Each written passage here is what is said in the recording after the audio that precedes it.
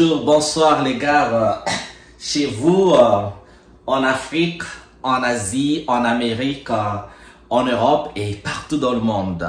C'est ça la devise. Laissez-moi goûter à ça, c'est le tubercule, on appelle ça au Congo le nkaba. Donc attendez, je vais vous montrer, le nkaba c'est ça, vous voyez je me suis fait un tas là, le nkaba.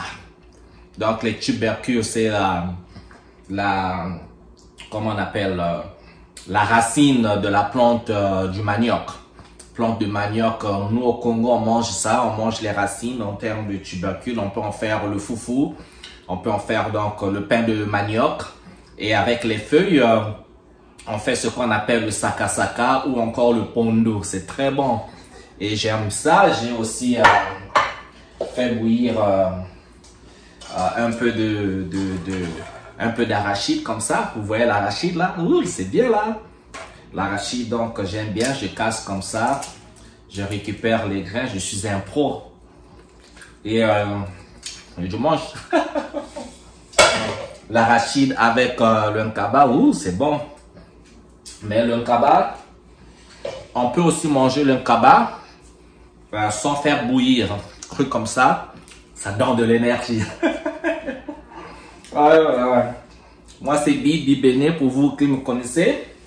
Eh bien, nous sommes dans ma série en Afrique et en diaspora. Je suis particulièrement de bonne humeur parce qu'il y a des choses qui bougent en Afrique. J'adore l'Afrique qui bouge, l'Afrique qui fait bouger et l'Afrique qui fait parler d'elle. Et je parlerai particulièrement de l'égard de l'AES, donc l'Alliance équatoriale du Sahel. Qui est donc composé des pays comme le Niger, le Burkina Faso et le Mali. Donc vous connaissez, hein, du colonel Tchani, Assimi Goïta et Ibrahim Traoré, le jeune qui fait bouger, qui redonne l'espoir à l'Afrique, qui fait croire à beaucoup de jeunes que oui, il y aura l'indépendance à l'Afrique. La vraie indépendance est possible. Donc l'indépendance économique, l'indépendance financière, l'indépendance culturelle, l'indépendance dans tous les domaines. Que les Africains définissent les choses selon leurs termes et non selon les termes des Occidentaux. Pas les termes des anciens colonisateurs, la France et autres, ou encore des nouveaux impérialistes, les États-Unis d'Amérique. Non. C'est les Africains qui définissent leur avenir selon leurs termes. Mais il y a beaucoup de travail à faire. Et donc, remarquez aujourd'hui, pour cette vidéo, j'aimerais parler un peu de cette histoire de terrorisme. Ah là.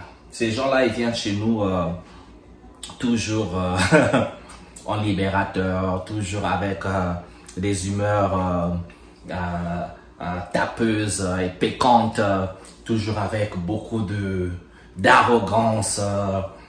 Eh bien, la tendance aujourd'hui, c'est le terrorisme. Remarquez aujourd'hui, quand un pays africain découvre une ressource naturelle, le pétrole, le diamant et autres, tout à coup, il y a maintenant émergence des terroristes. Mais c'est pas possible parce que ces terroristes sont souvent africains, des jeunes d'ailleurs, qui tout à coup se retrouvent avec des armes très lourdes. Et c'est le groupe de jeunes terroristes, dits terroristes, qui font face à des armées nationales. Est-ce que ça vous fait réfléchir qu'un groupe, ou même un groupuscule de jeunes, avec des armes bien armées en tout cas, et ils peuvent faire face à des armées nationales, des armées entières, donc des armées d'un pays entier. Vous ne trouvez pas suspect? On va parler un peu de ce qui s'était passé au Mali avec l'opération Barkhane par exemple. Il y a eu plusieurs opérations comme ça que la France avait initiées. Au départ, c'était le Mali qui avait sollicité la France pour pouvoir aider le pays pour se débarrasser des groupes terroristes. Mais 10 ans plus tard, les terroristes, par on ne sait pas quelle magie, semblaient toujours résister, semblaient être forts. Comment est-ce que les terroristes des groupuscules peuvent résister à la fois à l'armée française et à la fois à l'armée malienne? Comment est-ce que c'est possible? Eh bien, comme ça, arriva un jour où le Mali finit par comprendre que c'est pas possible.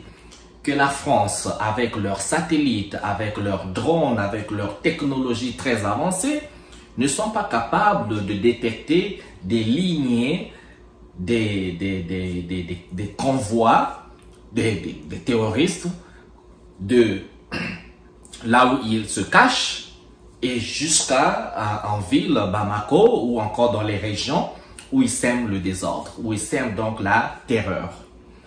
Comment est-ce que c'est possible? Et donc, Assimi Goïta, avec ses partenaires, avec ses gars, avait donc décidé tout simplement de rompre la corruption, le partenariat avec la France et demander donc à la France de partir.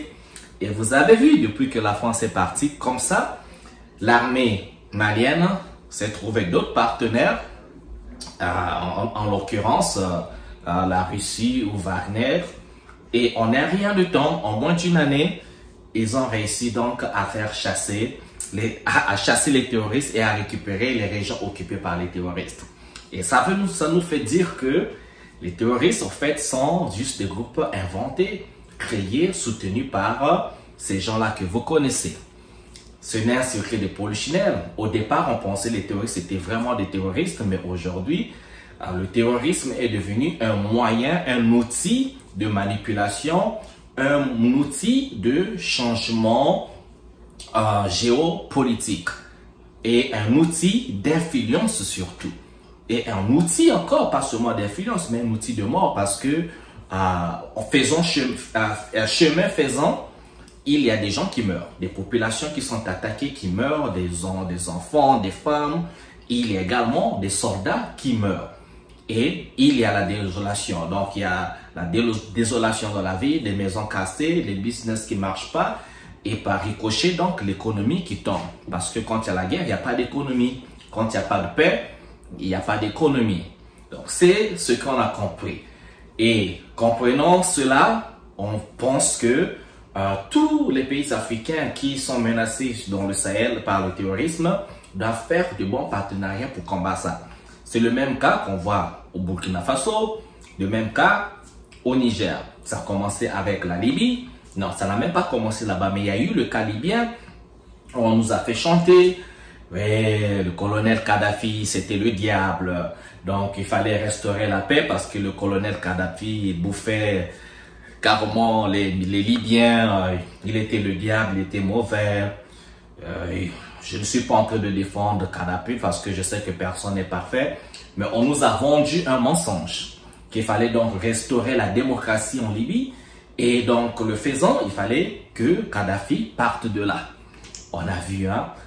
Tout à coup, c'est l'OTAN, les États-Unis. Et moi et Kadhafi avaient fait un tour à Paris. Vous vous rappelez, pendant le pouvoir, la gouvernance de Nicolas Sarkozy, il avait été accueilli à Paris en pompe et fanfare. Kadhafi, vous vous rappelez. Mais juste après sa visite de Paris, quelques mois plus tard, eh bien, il était redevenu le terroriste numéro 1. Il fallait donc le chasser. Et sous la vague de l'OTAN, avec le prétexte de restaurer la démocratie et protéger les populations libyennes, c'était ça. Les vidéos sont là, vous pouvez chercher les vidéos sur YouTube, vous regardez. Le but, c'était de restaurer la démocratie et protéger les populations libyennes contre la dictature du colonel Kadhafi. La suite, vous connaissez, Kadhafi parti. La démocratie dont on nous a chanté autant en Libye, aujourd'hui, je vous dis, vous le savez, il y a de là le marché des esclaves réinstauré au Mali. Tout ce qui était gratuit au Mali au niveau des populations, santé gratuite, école gratuite, pas payer l'eau, le courant, tous les avantages sociaux qui existaient en Libye, eh bien, évaporés. Aujourd'hui, on ne sait même plus qui est en fait le président de la Libye. Qui dirige la Libye? Saurez-vous le dire? Est-ce qu'il y a la paix en Libye? Est-ce que la Libye est un pays? Tripoli? Est-ce que Tripoli est une capitale du monde que vous aimeriez aller en tourisme? Je ne pense pas. Et pourtant, avant, nous tous, moi, dans le temps, je voulais bien aller faire mes études en Libye. Eh bien, j'étais juste allé dans un autre pays, mais sinon, je voulais bien, la Libye était sur ma liste des pays où je devais continuer mes études supérieures. La Libye est où aujourd'hui? Eh bien, depuis là, ça a ouvert la boîte à Pandore, la boîte de Pandore. Donc, il y a eu l'émergence des terroristes, il y a eu des vagues migratoires partout dans le Sahel, au Sahara. On a eu aujourd'hui une augmentation donc des migrants qui traversaient la Méditerranée, des milliers de morts, des milliers d'Africains, Nord-Africains, milliers morts, des migrants volontaires et involontaires morts aujourd'hui, continuent à mourir. Aujourd'hui, c'est pas parce que quand les médias occidentaux ne couvrent pas, vous avez l'impression que rien ne se passe. Mais non, les choses se passent. Donc, il y a eu donc l'émergence du terrorisme. On a vu la même chose avec la Syrie. Vous vous rappelez, la Syrie de Bachar qui est là? On nous a dit, ouais, Bachar, c'était un mauvais gars, c'était le terroriste, c'était le gars à abattre. Et il n'y avait pas de groupe terroriste, vous vous rappelez, le prétexte c'était qu'il fallait restaurer la démocratie en Syrie. Et donc, on a dit qu'il fallait protéger les populations. Et il s'est formé un groupe de rebelles. Ça, c'est durant le mandat de Barack Obama. Il y a eu les rebelles. Barack Obama, il a fait des discours. Si on trouve les vidéos, on va vous montrer. Vous voyez, les vidéos de Barack Obama qui disaient... on va trouver les vidéos là, les gars. On va trouver la vidéo. Comme ça, vous allez écouter. C'est en anglais, mais on va trouver la vidéo. Vous allez écouter. Barack Obama qui disait quoi? Qu'il fallait protéger la population. Donc, les rebelles, il y a eu la formation des rebelles contre Bachar. Et donc, il fallait armer les rebelles hein, pour pouvoir lui donner la force de faire dégager Bachar du pouvoir. Et en armant les rebelles, il y a eu la formation de quoi? Du groupe terroriste ISIS ou ISIS. Donc IS, le groupe islamique, le groupe terroriste islamique ISIS. C'est né sous nos yeux comme ça, nous-mêmes on a vu. Ça a commencé par la rébellion, puis le groupe terroriste armé par qui? Vous savez vous-même. Ok? Donc, nous comprenons aujourd'hui que même avec leur présence des Américains au Niger, ils ont l'une des plus grandes bases militaires là-bas. Ils ont leurs bases militaires partout dans le monde. On ne sait pas trop pourquoi. Posez-vous des questions. Donc, même avec la présence des bases militaires des Américains au Sahel, les terroristes arrivent à semer la pagaille, à semer l'enfer, la mort. Mais les Américains, avec leurs satellites, ils se disent être nos amis. Ils se disent être des partenaires pour nous. Ils se disent être là pour nous aider. Avec leurs satellites, la première puissance mondiale, avec leurs drones, leurs satellites, leur technologie, ils n'arrivent pas à détecter les groupes terroristes et à éliminer les groupes terroristes qui sont là à semer. Donc, ils s'asseyent tranquilles chez eux avec leurs écrans, leurs satellites. Ils voient tout. Ils voient les gens massacrer les femmes, les enfants. Ça ne leur dit absolument rien. Mais ils vont intervenir tout simplement quand ça leur arrange pour prendre les ressources naturelles, l'or et tout ce que vous voulez. Donc, c'est ça la réalité aujourd'hui. Donc, nous avons besoin aujourd'hui pour l'Afrique, je dis oui, l'évolution, l'économie et tout ça, mais comprenez que la raison du plus fort est toujours la meilleure. Je ne sais pas qui l'a dit, mais si vous n'êtes pas capable de vous défendre, vous n'êtes pas capable de former une armée, avoir de la technologie, comprenez que nous serons toujours, nous, Africains, le paillasson de tous ces gens.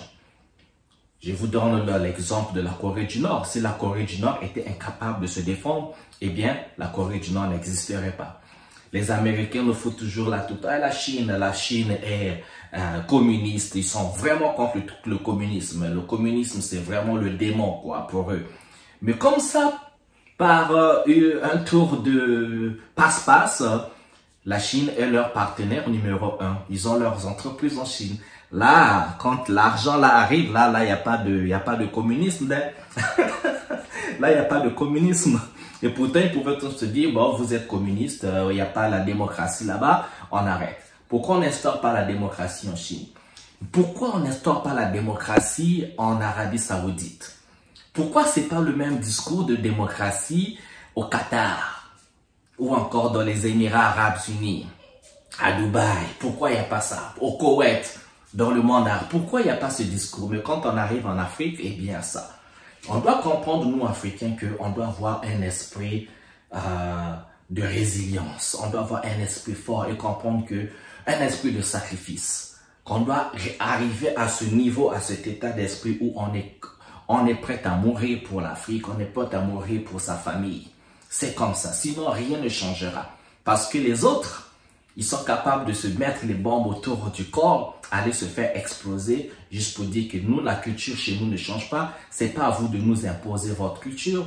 Nous sommes ce que nous sommes. Vous êtes ce que vous êtes. On vous respecte pour ce que vous êtes. Respectez-nous aussi pour ce que nous sommes. C'est comme ça. Mais il ne faut pas venir emmerder les gens. Mais on va vous emmerder et vous imposer seulement si vous êtes faible.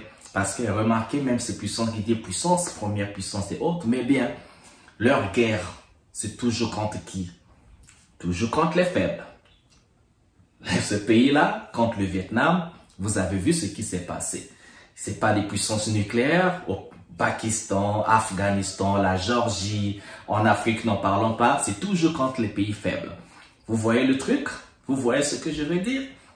Vous voyez donc, c'est la force. La force ne respecte que la force. L'Afrique doit se battre à faire des alliances comme le Mali, le Niger et le Burkina Faso et faire des bons partenariats pour l'instant. On ne dit pas que nous sommes pour la Russie, nous ne sommes pas pro-russes, nous sommes pro-africains. Ok?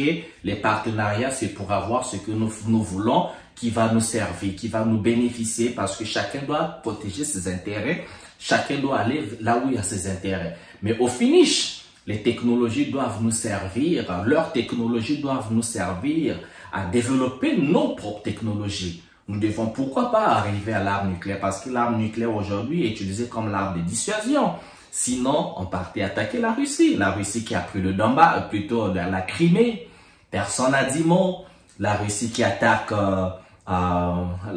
l'Ukraine aujourd'hui. C'est tous les pays de l'OTAN qui font la guerre à la Russie là, avec leurs armes et pourtant ils n'arrivent pas, ça fait 2 ans. C'est tous les pays là, ils envoient toutes sortes d'armes à l'Ukraine, mais aujourd'hui, la Russie est toujours là. Pourquoi ne vont-ils pas faire la guerre directement à la Russie? Pourquoi? Vous me demandez?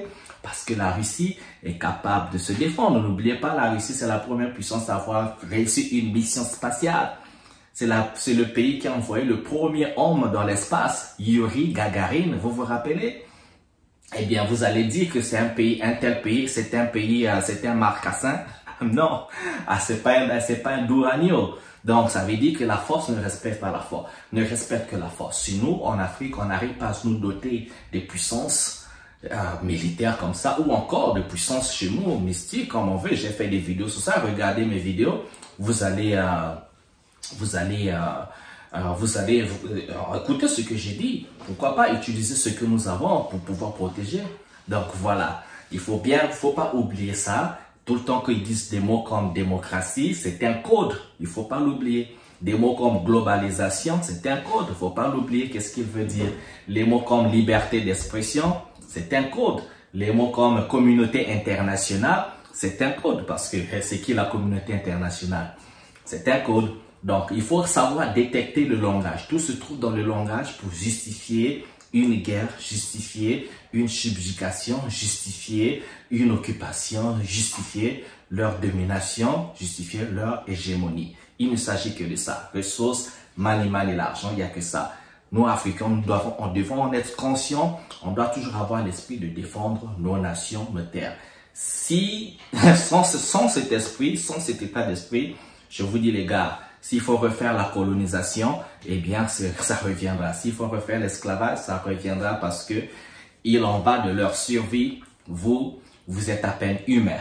Merci de m'avoir suivi. Je vais continuer à manger mon kaba. J'en ai plein là. J'aurais bien voulu vous offrir, mais prochainement. Mettez les j'aime, les commentaires.